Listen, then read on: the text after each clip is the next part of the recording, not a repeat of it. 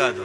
मैंने बहुत समय पहले मैंने परम पूज्य परम वंदनीय परम शिव कथाकार हमारे दयागिरी बापू के मुख से मैंने एक कथा सुनी थी, मुझे अभी याद आ रही। उसके पास कोई किसान आया था, उसको आम का पूरा खेत था, पूरा उसका जंगल था आम का, लेकिन किसी को आम नहीं आता था। तो उसने कह दिया स्वाभाविक कि एक काम करो, आप जो आपका पूरा आम का जो पूरा बाग है आम वृक्ष का, चारों तरफ बिलवृक्ष लगा दो। उसने, इस किसान ने चारों तरफ बिलवृक्ष लगाए।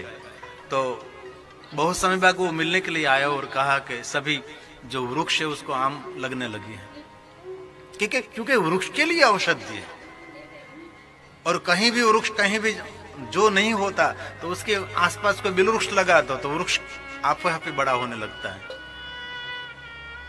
इनमें बहुत ऊर्जा है, इसमें बहुत सारी ऑक्सीजन देने की क्षमता है, प्राण देते हैं, वातावरण को पवित्र सुगंधित करते रहते हैं वृक्ष। इसलिए तो शिवपुराण में उसकी महिमा है।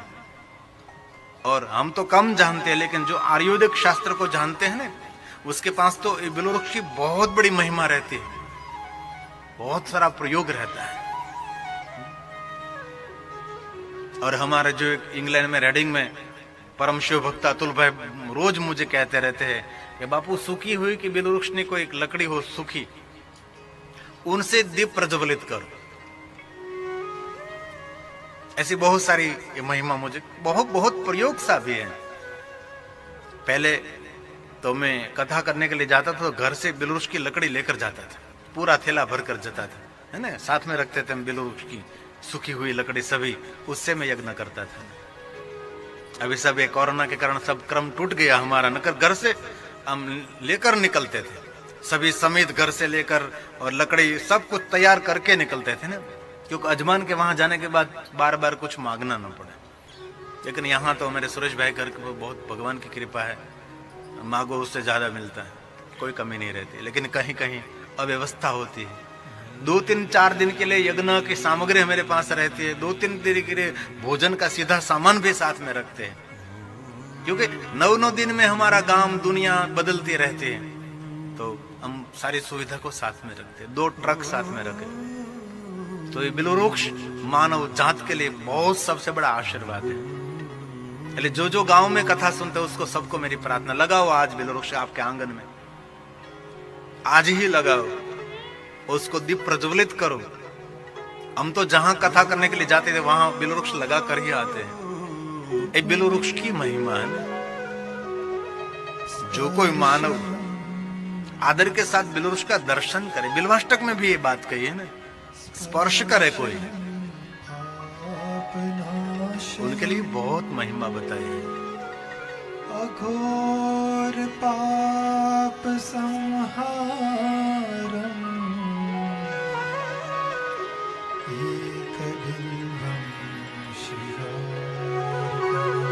कोई सामान्य पाप नहीं, कोई छोटे छोटे पाप नहीं, अघोर पाप। जिन मानव को अघोर पापों में से मुक्त होना, उनके लिए बिलवृक्ष को स्पर्श करे, बिलवृक्ष का दर्शन करे, अघोर पाप में से वो मानव मुक्त हो सकता है। ये पूरा अष्टक है ना, 8 पंक्तियों के द्वारा। इसमें पहला तो सबको कंठस्थ है ना, त्रिदलम वाला, तो हर कोई बोलता है कि पाप में से मुक्त कराने वाला ये बिल्वपत्र है, महादेव को अर्पण कर। एक पर्ण में ब्रह्मा, एक में विष्णु और एक में महेश रहते हैं, शिव रहते, शंकर भगवान रहते हैं। और ये जो थोड़ी सी दंडी है ना, इसमें लक्ष्मी जी निवास करती है। इसलिए जड़मूल में से दंडी को नहीं निकाल देना, थोड़ी सी रखनी चाहिए। जो गांठ है उसको छेदन कर दीजिए। और गांठ का नियम भी हाथ से तोड़नी चाहिए, ये नियम है, कातर से नहीं, कैंची से नहीं, कैंची कहते हैं ना, इससे नहीं, नखून से तोड़ने चाहिए, क्योंकि इसमें से रस निकलता है। रस निकलने से आपको नखून के द्वारा आपको ऊर्जावंत कर सकता है। ये बहुत बड़ा विज्ञान है। हमारी पूरी पूजा पद्धति ये सबसे बड़ा मनोविज्ञान है। वो अंधश्रद्धा नहीं है, ये आयुर्वेदिक के साथ जुड़ी हुई सभी बातें हैं। इसलिए हाथ से तोड़कर बिल्वपत्र भगवान को उल्टा अर्पण करे, लिंग को एकदम से उल्टा लगता है, ऐसे अर्पण करें।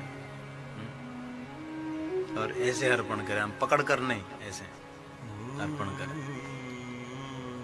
जिनको मालूम नहीं कोई बात नहीं, जैसे करते हो वैसे करो, लेकिन ये तो मैं एक उपाय दिखा रहा हूं कैसे कर सकते हैं आप। 1 बिल्व पत्र, 3 बिल्व पत्र, 5 बिल्व पत्र, 9 बिल्व पत्र, 11 बिल्व पत्र, जरूर 108।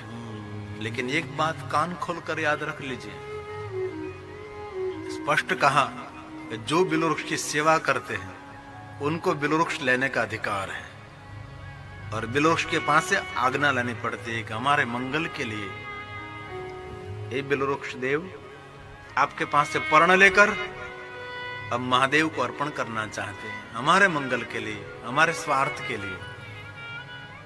और आजकल लोग क्या करते हैं मालूम नहीं, शिवरात्रि, महाशिवरात्रि और पवित्र श्रावण मास में बिल्ववृक्ष की हत्या करते हैं लोग। और पुराण में कहा एक एक पर्ण, जो 3-3 पंखड़े वाला पर्ण, उसको ही तोड़ना चाहिए। टूटा फूटा, कीड़े मकोड़े, खड़ा हुआ, ऐसा ये कोई नहीं, सबको छोड़ दीजिए। 3 पंखड़े वाला उसको तोड़ो, कोई नुकसान न हो ऐसे तोड़ो। तो लोग क्या करते, डाली से डाली काट काट कर बिल्ववृक्ष को खत्म कर देते। ये हमारी परंपरा नहीं, और हम हमारे स्वयं के, हमारी मानसिकता की बात कर, तो हमारे लिए सिर्फ, तुम्हारे लिए, आपके लिए नहीं है। मैं कभी अपने हाथ से बिल्व पत्र नहीं तोड़ता और कभी चढ़ाता भी नहीं। क्यों? क्योंकि शिव पुराण में कहा महादेव स्वरूपम बिल्व वृक्ष, इस स्वयं वृक्ष महादेव का स्वरूप है, तो वहां से तोड़कर यहां क्यों चढ़ावे। जैसे कबीर साहब ने कहा कि पत्थर पूजने से भगवान मिले तो पूजू मैं पहाड़, ऐसी बात हुई। लेकिन आप कर सकते, मैं कोई विरोध नहीं करता, लेकिन पहले बिल्ववृक्ष की सेवा करनी पड़ती है। कहीं कहीं लोग मानता करते हैं ना, हम 1.25 करोड़ बिल्व पत्र महादेव को चढ़ाएंगे। अरे पहले लगाओ बिल्ववृक्ष, बाद में 1.25 करोड़ चढ़ाओ, 1.25 लाख चढ़ाएंगे, पहले लगाओ, पेड़ लगाओ, बाद में चढ़ाओ। इसलिए शिव महापुराण में और मेरे पास एक दूसरा ग्रंथ है, इनमें उन्होंने स्पष्ट कहा है महादेव को चढ़ाने से ज्यादा फल बिल्ववृक्ष की सेवा से मिलता है। उन्होंने स्पष्ट कहा कि जिनके आंगन में बिल्ववृक्ष होगा उनके परिवार में धीरे धीरे श्री की वृद्धि होगी। श्री मतलब पैसा ही नहीं, श्री मतलब कीर्ति, आरोग्य, सब कुछ, मति बुद्धि, सब कुछ उनकी वृद्धि होगी। इसलिए 4 दिशाओं में लगा सकते हैं, अरे घर के बीच भी लगा सकते हैं। हम गए थे राजकोट में, पटेल समाज का अग्रणी खोड़ियार धाम का जो नरेश भाई पटेल, उसके निवास स्थान पर मैं गया था, तो उसने घर के अंदर बिल्ववृक्ष है और खुला रखा है, बीच में घर, नीचे शिवलिंग स्थापित किया, घर के अंदर बंगले, बहुत बड़ा बंगला उसके अंदर। और मुझे पहले वहां ले गए, ये बिल्ववृक्ष हुए, शिव जी यहाँ भी रहते हैं। और एक कोने में सुंदर तबले पड़े थे, एक कोने में हारमोनियम पड़ा था। एक मानसिक इफेक्ट होती है ना, क्योंकि ये वाद्य को देखने तो मन में कुछ तरंग होती है। आप कुछ भी वाद्य को देखने तो संगीत बजाना नहीं पड़ता, संगीत दिमाग में शुरू हो जाता है, इफेक्ट होती है उसकी एक। इसलिए कहीं लोग घर में कोई बजाते नहीं लेकिन रखते हैं। क्यों रखते हैं? कि उसको देखने मात्र से आनंद मिलता है ना, देखने मात्र से आनंद मिलता है। तो इंस्ट्रूमेंट देखने मात्र से आनंद मिलता है, तो सुनने से तो क्या आनंद नहीं मिलता, सब कुछ मिलता है। और एक बात कहूं, जिनको संगीत की विद्या मिली है ना, वो माला माल है, सारी दुनिया उनके नीचे है। भले उनके पास धन नहीं होता बहुत, क्योंकि कदर करने वाले लोग कम होते हैं, लेकिन सबसे ऊंचाई तो उनको ही मिलती है। कभी सुना श्रोता ऊपर बैठे और संगीतकार नीचा बैठा, संगीतकार हमेशा ऊपर बैठता है। इसलिए संगीत महादेव की भेंट है। कभी भी वृक्ष के पास से कोई पत्र लेने के लिए जाओ तो अछिद्रे कोमल शुभे, कोई कीड़े मकोड़े ने खाया ना हो ऐसा ही पत्र लेना चाहिए। ये मैं नहीं कह रहा, ये अष्टक कह रहा है, त्रिशाख है, जो बिल्वाष्टक का दूसरा स्तोत्र है। त्रिशाख बिल्व पत्रेष्व अचित्रे कोमले शुभे। जो पत्ते को छिद्र नहीं है, जो कीड़े मकोड़े ने खाया नहीं वही लेना चाहिए, बाकी छोड़ देना चाहिए। ये बिल्वाष्टक बोल रहा है। शिव पूजा करिष्यामि एक बिल्व शिवार्पणम्। एक बात याद रखिए, बिल्वा अर्पण में ऐसे भी बोल सकते हो, ये हमने जोड़ा है, कहीं है कहीं नहीं है। अखंड एक एक बिल्व शिवार्पणम्। हमने अष्टक में देखा है तो एक नहीं है, सिर्फ लिखा है बिल्वा पत्र शिवार्पणम। लेकिन कहीं जगह पर हमने देखा लगा है कि एक तो हमने एक रख लिया, क्योंकि एक एक ही पत्र चढ़ाते हैं ना, इसलिए एक बिल्वा पत्र महादेव को अर्पण करते हैं।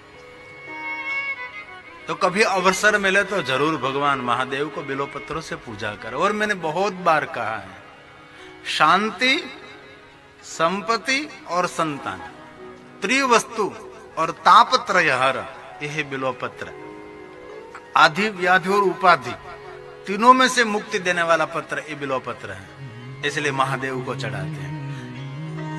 किसी ने मुझे पूछा है कि ये बिला महादेव को अर्पण कर सकते? क्यों नहीं, आप अर्पण कर सकते हैं, लेकिन लिंग और पीठ को अर्पण कर दिया बिल्व फल, तो ये बिल्व फल शालिग्राम भगवान को स्पर्श कराना पड़ता है।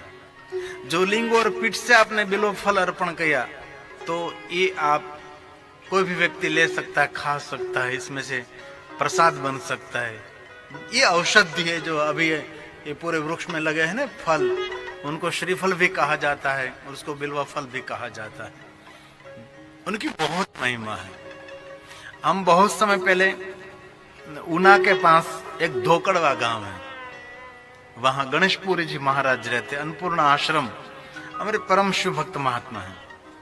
और उनके वहां में बहुत समय पहले गया था, तो उसने स्वयं ने रसोई बनाई, महात्मा जी ने, हमारे बापू ने ही रसोई बनाई, गणेशपुरी बापू ने स्वयं ने रसोई बनाई। और हम भोजन करने के लिए दोनों बैठे पूज्य बापू के साथ, तो उसने सुंदर मुझे एक आचार दिया। तो ये बिला छोटे छोटे बिला का था, छोटे छोटे बिले होते हैं ना, वो नमक में भिगो देते हैं, इसमें थोड़ी हल्दी डाल देते हैं, और बहुत समय के बाद रहने के बाद उनको निकाल लेते हैं और धूप में सुखा देते हैं।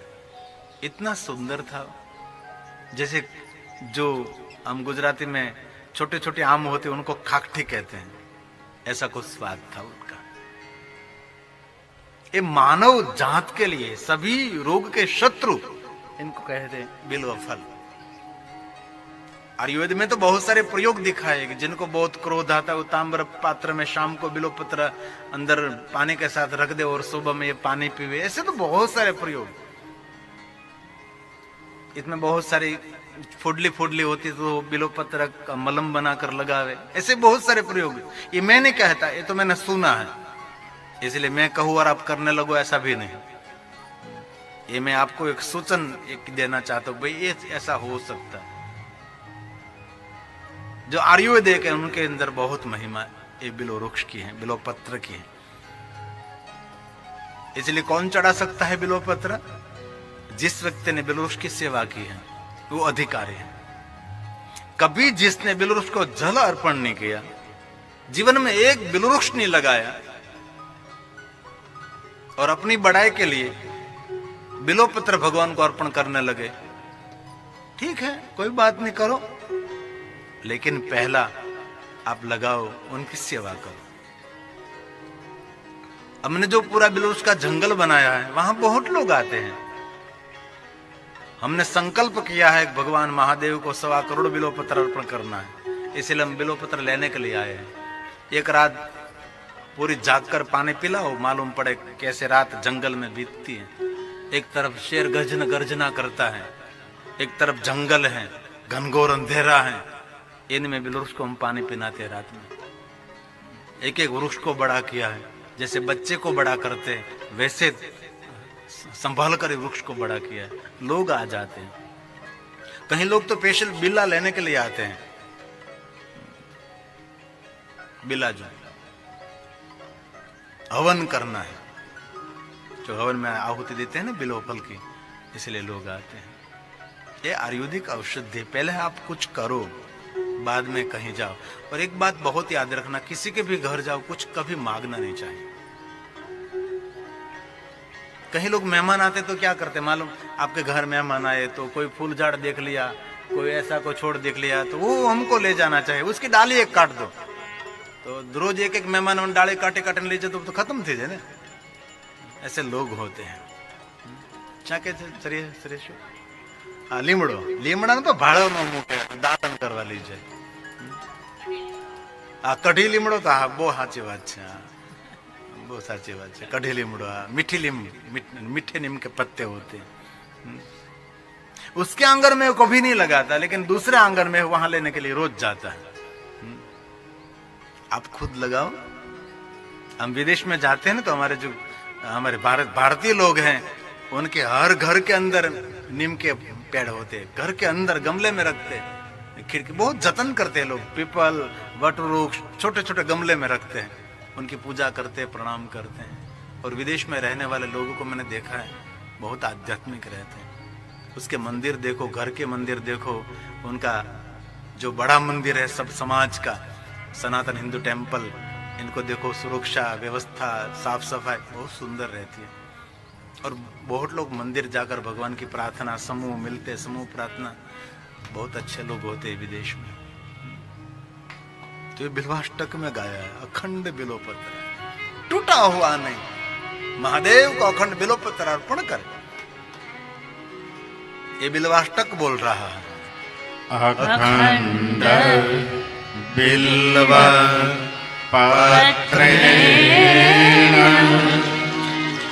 पूजिते नंदिकेश्वर। भगवान महादेव का गण है, जो निरंतर भगवान महादेव के साथ रहने वाला ये भगवान नंदिकेश्वर है, जो शिलाद मुनि के पुत्र, जो अयोनिज हैं, जन्म मृत्यु से परे हैं, समझो दूसरा शंकर भी माना जाता है, ये नंदिकेश्वर भगवान है।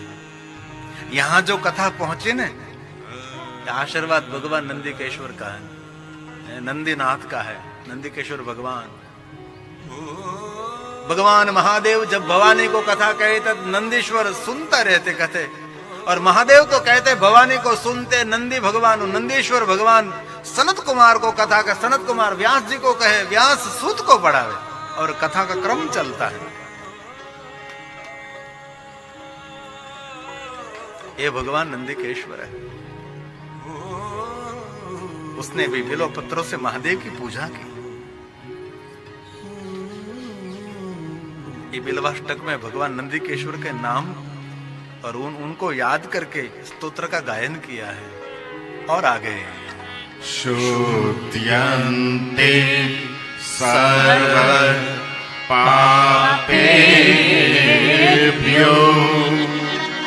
एक बिल्व शिवार्पणम्।